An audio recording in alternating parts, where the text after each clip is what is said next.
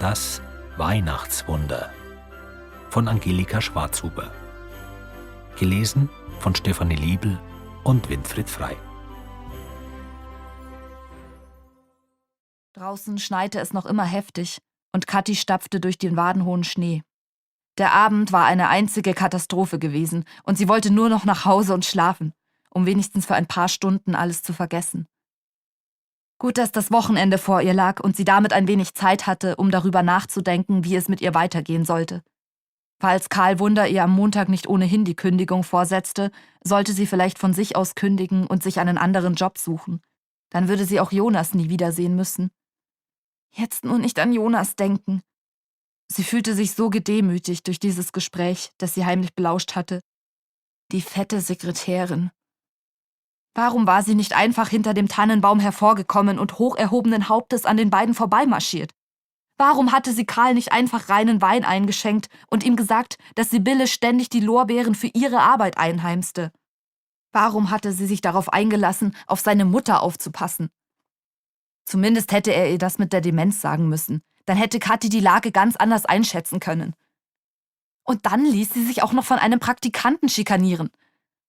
Warum nur schluckte sie immer alles, ohne sich wirklich zu wehren? Es war, als ob sie in solchen Momenten nicht selbst über sich bestimmen würde. Als hätte sich ein anderer ihrer bemächtigt. Oder war sie einfach nur feige? In diesem Augenblick fühlte sie sich so allein wie noch nie in ihrem Leben.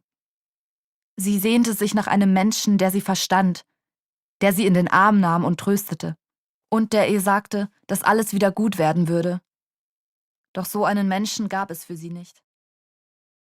Es war, als ob ich gleichzeitig in eiskaltem Wasser tauchen und durch glühende Lava fliegen würde. Fast blind, im gleißend hellen Licht ruderte ich hilflos mit den Armen, bis der Schmerz in den Schulterblättern mir den Atem raubte. Doch ich biss die Zähne zusammen und tat keinen Mucks, während ich darauf wartete, dass es endlich aufhörte. »Hab ich dich nicht gewarnt?« hörte ich eine allzu bekannte Stimme durch das ohrenbetäubende Dröhnen aus Sturm und Donnerhall. »Und wenn es noch 1000-mal schlimmer wäre, würde ich es auf mich nehmen«, antwortete ich in Gedanken. »Ich weiß«, sagte Uriel und lachte plötzlich.